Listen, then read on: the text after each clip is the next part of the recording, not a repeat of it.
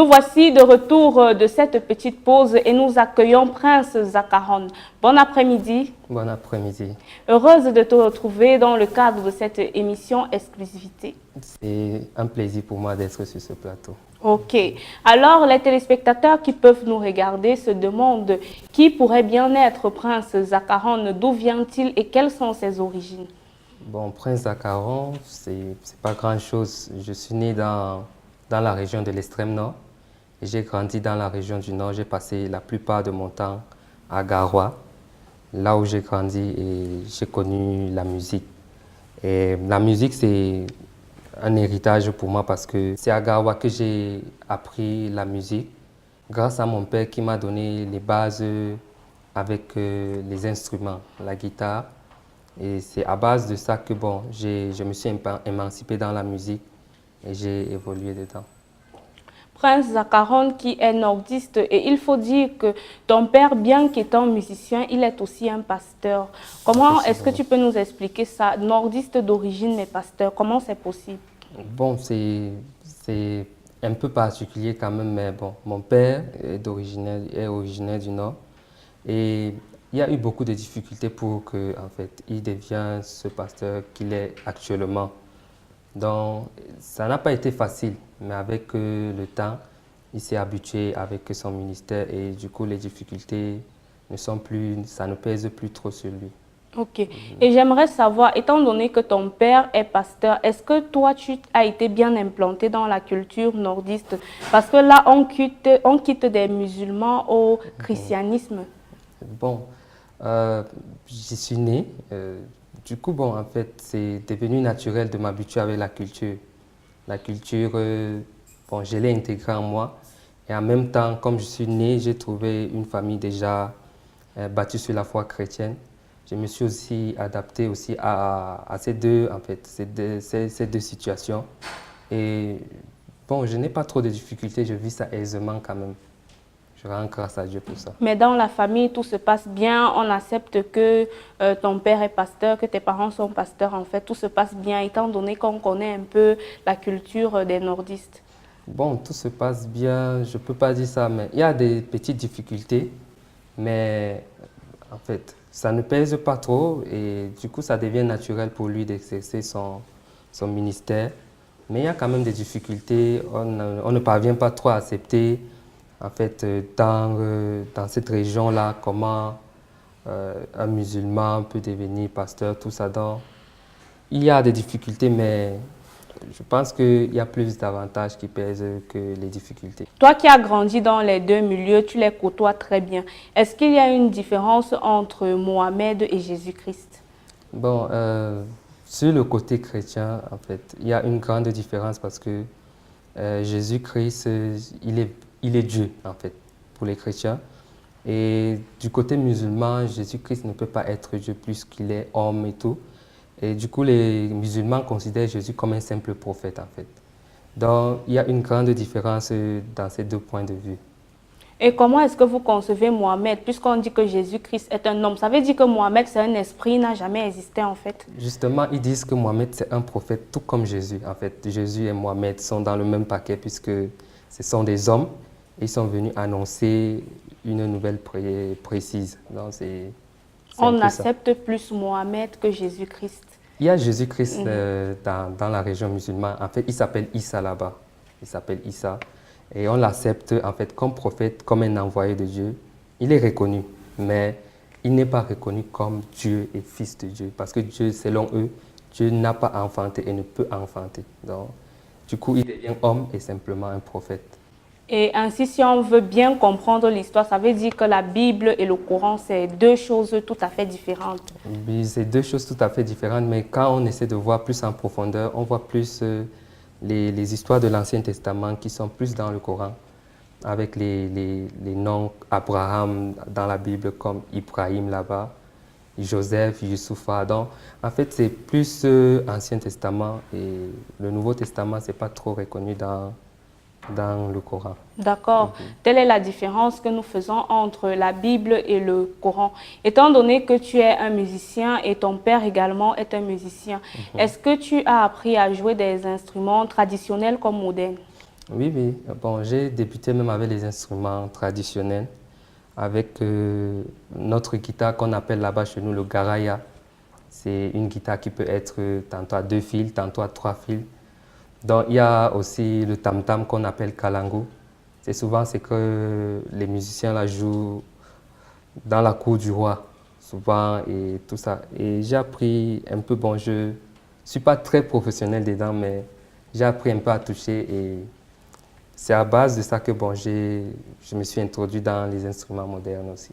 Ok, c'est à base de cela que tu t'es introduit dans les instruments modernes. Et Mhm. tu nous viens de Ngaoundéré pour venir dans la ville de Yaoundé. Et il faut dire que tu es aussi un intellectuel parce que tu vas en classe de Master 1. Et comment se passe la ville de Yaoundé? Comment est-ce que tu la vois? Y a-t-il une différence entre Yaoundé et Ngaoundéré? Bon, il y a une très grande différence. À Yaoundé, ça va très vite. Les mouvements, en fait, même le temps, je remarque que le temps passe très vite ici à Yaoundé qu'en Ngaoundéré. Donc, du coup, il y a trop de ces différences-là, mais je pense que je vais m'y habituer parce que les 2 semaines que j'ai passées, je commence déjà à assimiler l'atmosphère. Ok. Et il faut dire que tu as découvert en fait Yaoundé et plus précisément la chapelle de la gloire de Christ au travers du mouvement que nous avons eu ici, GAJ Jeunesse Active pour Jésus. Comment est-ce que ça se passe pour toi vu que tu es un membre de cette association? Bon, ça se passe très bien dans l'ensemble. Je me plais. Je retrouve en fait l'atmosphère chrétienne que je voulais avant parce que j'ai intégré ce groupe via le lien WhatsApp que l'administrateur a envoyé dans les groupes Facebook. J'ai intégré par curiosité au début, mais à la longue, je vois les versets, les prières matinales, les méditations, tout ça. Je suis dans, en fait, comme on dit, je suis calé là-dedans. Et quand il y a eu cette cérémonie, je me suis déplacé depuis Garoua pour Yaoundé, pour participer en fait à cette cérémonie, parce que le mouvement me tenait vraiment à cœur. Et j'ai aimé ce qui s'est passé, du coup, je me suis intégré, je suis devenu membre De de la la JAJ et c'est ainsi que tu participes aussi aux différents cultes que nous avons à la chapelle de la gloire de Christ. effectivement. Prince Zakaron, il faut dire que tu as commencé, tu débutes ta carrière à l'âge de 15 ans. Comment est-ce que ça se passe pour toi? Bon, à l'âge de 15 ans, bon, j'ai commencé d'abord avec la production parce que dès que je finis avec les instruments, j'ai maîtrisé les instruments et puis je suis passé à la musique assistée par ordinateur, donc à faire les montages des instrumentales. Et c'est comme ça que bon, je me suis intégré et j'ai commencé à produire. J'ai produit mon premier son en fait à l'âge de 15 ans avec ces matériels. Bon, j'avais quelques matériels et c'est à base de ça que j'ai commencé la musique. J'ai fait mon premier son. Mes amis ont aimé. Bon, j'ai présenté à quelques membres de l'église qui ont aussi aimé. Du coup, j'ai dit que bon, je me lance aussi dedans. Et c'est au fil du temps que j'ai reçu en fait en vision que c'est en quelque sorte un don, un talent que Dieu m'a donné. Ok. Et tu as commencé à produire ta première chanson à l'âge de 15 ans. Et il faut dire qu'aujourd'hui, tu as toujours ce rêve d'avoir une maison de production qui d'ailleurs existe déjà, mais n'est pas encore officielle. Et elle s'appelle Starlight. Parle-nous un peu de Starlight. Bon, Starlight, c'est venu avec... bon, tout a commencé par une vision, comme on dit. Hein. Je maîtrisais déjà un peu la musique assistée par ordinateur. Et comme on est là-bas, ils sont plus dans l'urbain, en fait. Les jeunes comme moi font plus dans la musique profane. Et moi, du coup, c'est devenu très difficile pour moi de m'émanciper parce qu'on demande, vu l'aspect financier. Et j'ai décidé donc de faire projet, de faire part à mon père qui m'a donné quelques ressources. Et en fait, j'ai équipé mon studio et c'est comme ça que c'est devenu un label. Et bon, c'est pas trop officiel quand même, mais Ce n'est pas ça va. officiel, mais jusque-là, tu as déjà quand même produit quelques artistes de la région du Nord. Ouais, ouais. Et à présent, on va un peu évoquer ton album qui s'appelle Jésus est au contrôle. C'est quoi Jésus est au contrôle? Bon, Jésus est au contrôle, malgré les difficultés que j'ai traversées, que j'ai éprouvées. Quand je me tourne vers Jésus, j'obtiens vite la solution. Et du coup, j'ai consacré cette chanson pour dire dans toutes les difficultés, je me tourne vers Jésus-Christ et j'ai la solution. C'est pour ça que j'ai intitulé l'album Jésus est au contrôle. Dans Jésus est au contrôle, on retrouve Réjouissance. Réjouissance qui est ton premier clip. Parle-nous de Réjouissance. Comment est-ce que ça s'est passé? Et le clip, comment est-ce que le clip a été jusqu'à aujourd'hui? Bon, c'était très difficile au début. C'était très difficile avec le tournage. Et parce qu'on voulait le décor, les jeunes et tout ça derrière, tout ça. Ça a été très difficile sur le plan de la communication. Et même sur le plan de tournage, mais grâce à Dieu, ça s'est très bien passé. On a finalisé. Et au niveau du montage, ça a été aussi catastrophique, si je peux dire, parce qu'on a monté, mais ça ne lisait pas dans les médias. Du coup, on était obligé de recommencer à chaque fois. Mais grâce à Dieu, gloire à Dieu, c'est sorti et on a finalisé.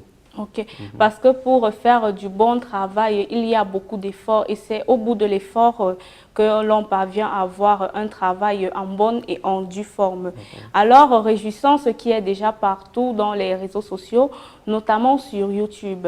Si par exemple, je suis une téléspectatrice ou un téléspectateur qui regarde cette émission, comment est-ce que je vais faire en fait pour me procurer du clip Réjouissance? Bon, je pense que ça devient déjà facile avec l'avancée des applications. Il y a les applications comme VidMed où tu peux seulement taper le titre de la chanson ou bien le nom de l'artiste. Ça te sort et tu peux télécharger automatiquement. J'ai aussi un compte WhatsApp où l'intéressé peut me contacter et je peux l'envoyer peut-être le lien directement. Ok. D'accord, sans prendre trop de temps, on propose à nos chers téléspectateurs de découvrir en même temps avec nous ce clip Réjouissance. On va danser pour Jésus, on va danser pour Jésus, danser, danser, danser, danser, danser pour Jésus. Mon ami, pourquoi tu pleures? C'est quoi? Essuie-moi vite ces larmes. Tu ne sais pas qu'à la croix, Jésus-Christ a tout payé. Mon ami, oublie tes soucis, viens avec moi. On monte sur la piste de Jésus. Attention, ça va chauffer. Tout le monde va danser. Allez, venez, venez, on va danser. Tout le monde va danser. Oublie tes soucis, mon ami, il faut danser. On va danser. À danser, à danser, à danser, danser. À bouger, à bouger, à bouger, à bouger. Danser, danser, danser, danser pour Jésus, à bouger, à bouger, à bouger, à bouger pour le roi de l'univers. Mon ami, il n'y a qu'une seule personne qui me donne envie de danser. Jésus-Christ, tout le monde va danser. Au Cameroun, Togo, Abidjan, on va danser. Tout le monde va danser. Sénégal, Congo, Mali, on va danser. Allez danser, venez danser. Du ciel, il est venu pour moi, sans oublier qu'il est aussi venu pour toi. Humilié, méprisé, rejeté, condamné, à la croix il a souffert, voilà pourquoi je vais danser. I know, par sa mort il m'a sauvé, mon fardeau m'est enlevé. I know, par son sang il m'a lavé, libéré, racheté. Brillant comme l'ange Gabriel, je viens annoncer la nouvelle. Le chemin, la vie, la vérité, Jésus te donne la vie éternelle. Mouchoir blanc en l'air, Jesus Christ, success. Mouchoir blanc en l'air, pour le roi de la planète.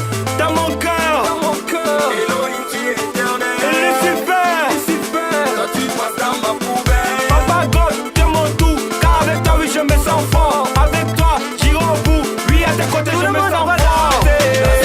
En Afrique, en Europe, en Asie, on va danser. Tout le monde va danser. En Amérique, Océanie, partout dans le monde, on va danser. Venez danser.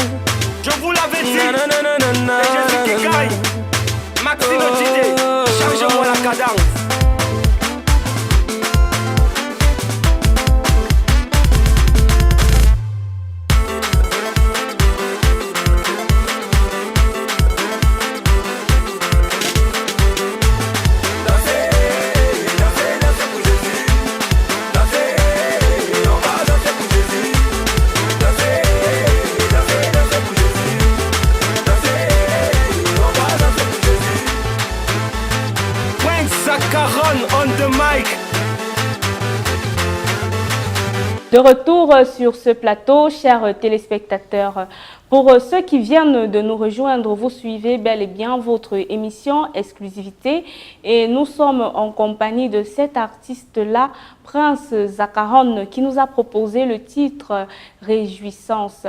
Merci beaucoup pour cette chanson et j'ai pu remarquer que tu fais dans l'afro-trap. Comment est-ce que ça se passe? Parce que c'est une tendance que les jeunes d'aujourd'hui aiment bien, l'afro-trap. Bon, je fais dans plusieurs styles. Et comme l'afro-trap, comme vous venez de dire, c'est un style qui touche un peu plus les jeunes. J'ai décidé aussi d'essayer d'évangéliser à travers ce style-là parce que je trouve qu'il n'y a pas un style où c'est consacré aux chrétiens, un style où c'est consacré aux profanes. Non, il n'y a pas de ce style là-dedans. Du coup, j'utilise ce style afro-style ou afro-trap pour dispenser en fait l'évangélisation, faire passer l'évangélisation à travers. Et il faut dire que tu ne fais pas que de l'afro-trap parce que dans ton album, on retrouve également le single Notre Histoire. Notre histoire qui est du style nigérian mais qui n'est pas encore sorti. Parle-nous de Notre Histoire, c'est quoi en fait? Ce titre, Notre Histoire, c'est en fait une déclaration pour montrer au monde entier que moi et mon Dieu, on a une histoire qui est en train de se passer et qui va perdurer toujours. Ok. Et justement, j'ai pu voir qu'il y a une chanson qui est dédicacée aux mamans. Parle-nous aussi de cette chanson-là. Bon, no leave me maman, ça veut dire ne me laisse pas maman. En fait, c'est en pidgin, no leave me maman, sinon si on essaie de transcrire mot à mot, ça ne donne pas. Donc, c'est une déclaration d'amour à nos mères, à ces anges-là qui, jour et nuit, s'occupent de nous, qui veillent à ce qu'on ne manque de rien. Donc, j'ai dédicacé cette chanson-là à toutes les mères du monde entier, en fait, pour ressortir leur amour envers nous. La mère est justement sacrée parce que c'est celle-là qui nous met au monde. Parce que sans la femme, il n'y aurait pas de vie sur cette terre. Justement aussi dans la culture nordiste, on remarque que la maman est sacrée. Et aussi, bien qu'étant donné que la maman est sacrée, il y a une discrimination particulière faite aux femmes. Que penses-tu de cette discrimination dans la culture du Nord?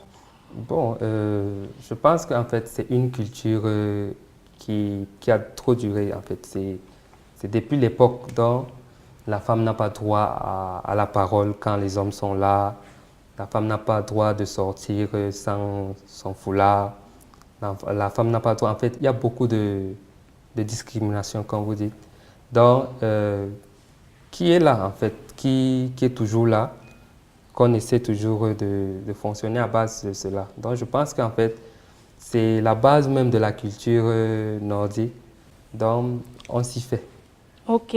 La femme n'a pas droit à la parole, la femme n'a pas droit de sortir en foulard et la femme n'a pas droit de se vêtir normalement quand elle veut. Donc, ça veut dire qu'au Nord, si on voit une femme vêtue comme moi, on va dire que c'est du haram. C'est ça que vous dites, non? Bon, du haram. Oui. En quelque sorte, c'est du haram. Okay. On va dire que c'est du haram. Et je pense aussi à cet artiste-là de votre culture, justement, qui dénonçait les mariages forcés. Parce que chez vous, à un certain âge, une fille comme moi doit déjà être en mariage avec plusieurs enfants. La femme n'a pas droit à être scolarisée. Pourquoi? Est-ce que cette culture-là ne peut pas finir? Parce qu'aujourd'hui, il y a l'émancipation sociale. Bon, ça, c'est une culture propre. Hein. Bon, moi, je me dis que c'est devenu en fait normal parce que une fille, par exemple, comme toi, comme tu dis, doit être déjà, en fait, on ne voit pas trop son utilité à la maison ou bien à l'école, on ne voit pas ce qu'elle va nous rapporter, tout ça. Donc, on l'envoie se caser au mariage, là où elle peut être utile à son mari et mettre sur pied en fait son foyer et bien la gérer. C'est tout du tout, c'est en quelque sorte ça. Nous sortons donc de cet entretien avec ce conseil. Jésus est au contrôle de tout, chers téléspectateurs. Je peux ajouter que Jésus est le meilleur. Jesus is the best and the best.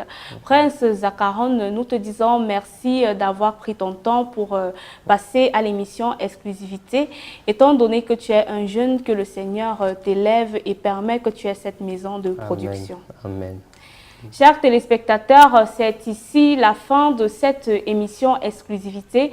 Nous vous disons merci pour vos aimables attentions et c'est parce que vous êtes là que nous aussi nous existons. À très bientôt et que le Seigneur vous bénisse.